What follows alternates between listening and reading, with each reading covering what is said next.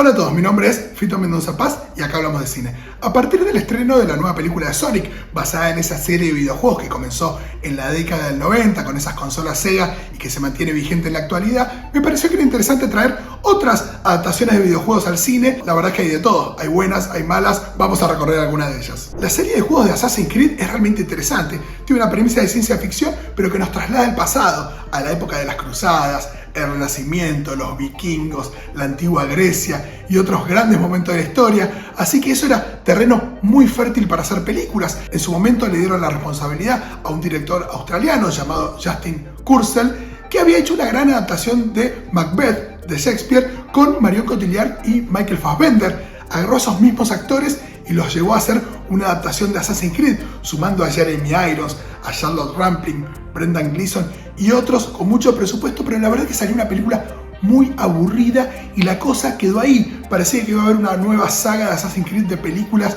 y demás, con todos estos momentos que estábamos diciendo, llevándonos a la antigua Grecia, al Renacimiento y demás, pero todo quedó en una sola película bastante aburrida. El segundo es el caso de Tomb Raider, esos videojuegos tan exitosos con esta protagonista aventurera llamada Lara Croft, que interpretó en el cine por primera vez a Angelina Jolie en unas películas que salieron a principios de la década del 2000. Las películas contaban con el carisma de Angelina Jolie, tenían algunas secuencias de acción interesantes, pero caían en algo que también caía en el videojuego, esto de ensalzar la figura de Lara Croft con sus curvas y tener una protagonista tan sexualizada. Con el correr de los años la cosa fue cambiando en los videojuegos. Lara Croft pasó a tener otra figura, más atlética, menos pulposa, y la cosa se fue haciendo más interesante también para el personaje.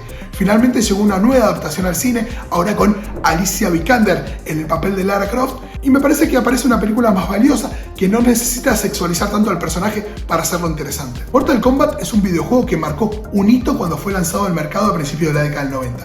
Nunca un juego había sido tan gráfico en la violencia. Por supuesto que llegarían las adaptaciones cinematográficas. La primera fue en el año 95 y era bastante interesante, pese a que era bastante más light que el juego en cuanto a la violencia. Después, un par de años más tarde, llegó una versión mucho más bizarra, con unos efectos de computadora muy pero muy malos que generan realmente bastante vergüenza ajena. Así que la cosa quedó suspendida por varios años, por lo menos en lo que respecta al cine. Los juegos siguieron avanzando en realismo y en violencia, hasta que al final, en 2021, fue lanzada una nueva adaptación al cine, ya con una calificación R, que permite una violencia mucho más explícita, y finalmente ahí sí se logró una película más fiel al espíritu del videojuego, con, por supuesto, toda la violencia gráfica que eso implica. Seguimos con la saga de Resident Evil, que quizás es la saga más exitosa de películas basadas en videojuegos llevadas al cine. Estamos hablando de 7 películas que consiguieron una recaudación de más de 1.200 millones de dólares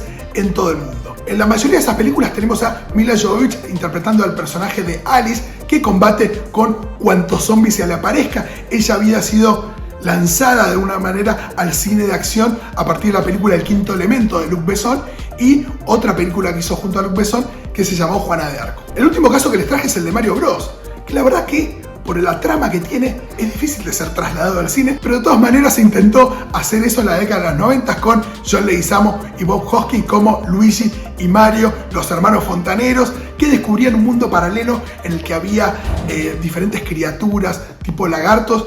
La película realmente es bastante extraña, tiene algún que otro momento interesante, pero quizás la recordemos más por lo extraña que por lo buena. Muchas gracias por acompañarme en este recorrido por diferentes series de videojuegos que fueron llevadas al cine. Imagino que tendrán sus favoritas, pero la verdad es que todavía no hemos encontrado grandes adaptaciones de videojuegos al cine. Por lo pronto tenemos la nueva película de Sonic, veremos qué tal es.